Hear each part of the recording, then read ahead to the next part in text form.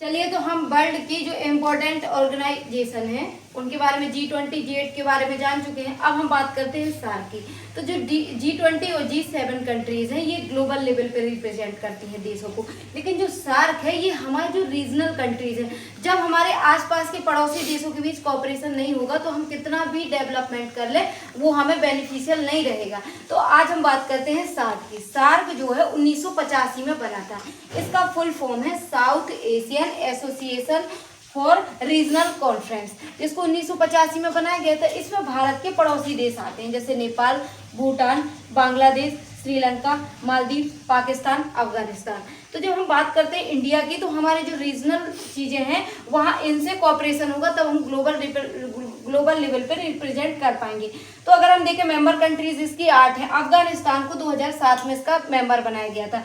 जो सार्क है इसका हेडक्वार्टर नेपाल के काठमांडू में है। काठमांडू नेपाल की राजधानी है। इसके बाद अगर हम देखें कि हमें जो सार्क कंट्रीज है ये हमारे लिए क्या इंपॉर्टेंस रखती है, तो सबसे पहले ये हमारी रीजनल स्टेबिलिटी को महत्व देती है। जैसे आज हमारे भारत और पाकिस्तान के बीच आए दिन टेररिज्म जैसे इशू होते रहते हैं, इससे नो डाउट जो इकोनॉमिक्स एक्टिविटीज़ है वो इम्पैक्ट करती हैं। तो इससे पाकिस्तान को भी लॉस होता है। हालांकि इंडिया की पॉपुलेशन और इंडिया अब इतना डेवलप कर चुका है कि उसको ज़्यादा इम्पैक्ट नहीं करता, बट पाकिस्तान को इसका बहुत इम्पैक्ट पड़ता है। दूसरी चीज़ है, अगर इनके बीच कॉपरेशन होगा तो अच्छा इकोनॉमिक स्टेबिलिटी आएगी। जब इनके बीच रीजनल स्टेबिलिटी रहेगी तो इकोनॉमिक डेवलपमेंट अपने आप होगा। दूसरी चीज़ है फैसिलिटी इकोनॉमिक इंट्री। जब इनके बीच अच्छी इकोनॉमिक इंटीग्रेशन होगा, मतलब आर्थिक रूप से एक सहमति होगी, तो व्यापार को बढ़ावा मिलेगा। व्यापार को बढ़ावा मिलेगा तो रोजगार, स्किल जैसी चीज़ों पे काम हो सकेगा। और जब हम क्षेत्रीय लेवल पे अच्छे से काम कर पाएंगे तो ग्लोबल लेवल पे भी उसको रिप्रेजेंट कर पाएंगे। जैसे promote cooperation on social and cultural issues, जैसे कि हमारे मान लो जो आसपास के देश है अगर उनके साथ हमारे कल्चर और सोशल इशूज है, जैसे कि करतारपुर गुरुद्वारा जो कि पाकिस्तान में बनाया गया है, जहां भारत के लोगों का जो सिख धर्म से आते हैं उनका एक दिल से कनेक्शन है, ये हमारी सॉफ्ट पावर को दर्शाता है।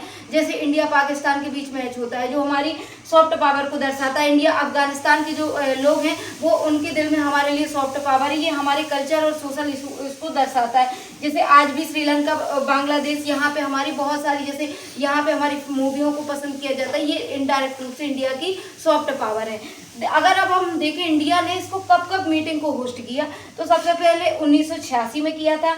सेकेंड समिट हुई थी जो कि बेंगलुरु में हुई थी, और दूसरी समिट हुई थी इंडिया में 1995 में जो कि नई दिल्ली में हुई थी, और 2007 में 14वीं मीटिंग नई दिल्ली में हुई थी। लेकिन अगर हम आज देखें तो इंडिया और पाकिस्तान के बीच टेररिज्म इतना बड़ा इशू बन गया है कि इसने सार्क जैसे देश जो रीजनल इम्पोर्टेंस बनाया गया था ऑर्गेनाइजेशन, इसकी इम्पोर्टेंस को कम कर दिया है। क्योंकि इसमें एक कंडीशन ये है कि जब तक सभी देशों के बीच सहमति नहीं बन पाएगी तब तक इसकी मीटिंग नहीं होती है। तो इंडिया और पाकिस्तान के बीच जो टेररिज्म इतना बड़ा इशू है वो हमेशा इसको ठंडे बस्ते में डाल रहा है। ऐसे में भारत अन्य विकल्पों की तलाश में बिम्स्टेक जैसे ऑर्गेनाइजेशन को इम्पोर्टेंस देने लगा है। Thank you.